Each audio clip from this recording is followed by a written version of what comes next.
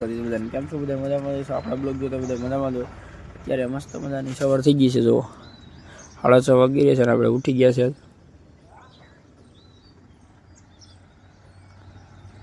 સુરત દાદા પણ ઉગી ગયા છે.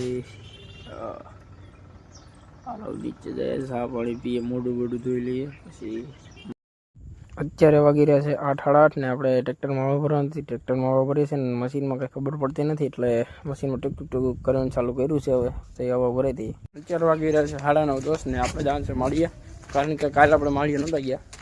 બતાવ્યું નહોતું, એવું નહોતું માળીએ નથી ગયા. કાલે ડ્રાઈવર હતો ને બહાર નહોતું, દોસ્તાર ના પાડી ડ્રાઈવર છે નથી જવું, એટલે બ્લોક નહોતું તો ડાયરેક્ટમાં થોડો વાગી ગયા હતા. અત્યારે જો સૈણા ખાતો જાઉં છું, ગાડીમાં પડી આપણી કાકા ડેલ માળીએ જવાનું. ચાલો માળીએ પછી જઈએ, લેવાનું છે થોડોક સામાન લઈ આવીએ. અત્યારે હવે જમ્બો ખોલ નાખ્યો છે. તમને એમ થયું કે આ જમ્બો કેમ ખોલ નાખ્યો? માળીએ જવાનું હતું ને, કારણ કે માળિયામાં પટ્ટીઓ તૂટી ગયેલી છે, એટલી લેવાનું છે. તે જમ્બો ખોલ નાખ્યો તો પટ્ટીઓ કાઢીએ છીએ, પછી માળીએ બસ જઈએ. હાલો જમ્બો ખોલ નાખ્યો, પટ્ટીઓ કાઢી નાખી આમાંથી, તમને પટ્ટી બતાવવાળી. અત્યારે માળીએ પૂગી ગયા છે ને આપણે સામાન થોડો ઘણો લઈ લીધો છે ને થોડોક લઈએ છીએ હજી. અને હાલો પછી આડી પટ્ટીઓ લેવાની છે બાકી લોઢાની, એ લઈને પછી તમને મળીએ. અત્યારે માળિયાથી બધો સામાન લેવાઈ ગયો છે અને હવે પાછા ઘર બાજુ ભાગ્યા છે. તો આ સામાન બધો ટાંકી ઉપર રાખી દીધો અને હવે અહીંયા મૃદવેશ્વર મહાદેવના મંદિરે ભાગ્યા છે અત્યારે. અને આડી ઘેરે જઈને મળી લે તમને પટ્ટીઓ બતાવું.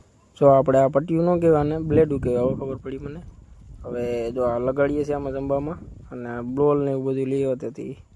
મારા કાકા ઓલું ખોલે છે ને પટ્ટીઓ લગાડી દે આ બ્લેડું. અત્યારે બપોરના વાગી રહ્યા છે 1:30 ને આપણે બિલિંગ હેઠે બેઠા છે. ટાટો ફોન આવશે થોડો ઘણો. ટ્રેક્ટરનો ધંબો અહીં પડ્યો છે અને ગાડી અહીં પડી આપણી, કારણ કે અંદર નેટ ના થતું એટલે બરાબર બેઠા હતા. ઘડી મોબાઈલ જોયો, હવે હોઈ જાય આપણે ઘડી, પછી 3-4 વાગે ઉઠશું. હાલો ઘડી હોઈ જાય. અત્યારે આપણે દોડ્યા હતા, 8 વાગી રહ્યા છે 7:30 અને અંધારું થયું નથી, થોડું ઘણું બ્લોક ઉતારી. અત્યારે મારા કાકાનો છોકરો આમ ગયો પ્રેક્ટિસ કરતો હતો. આજે 5-10 મિનિટ પહેલાં ભેગા છે, જે પ્રેક્ટિસ કરતા હતા. મને જેવું બ્લોગ બનાવ્યો નથી, આજે બ્લોગ બનાવ્યો. ગીત ચાલુ હોય એમાં, ગીત વગાડતો હતો.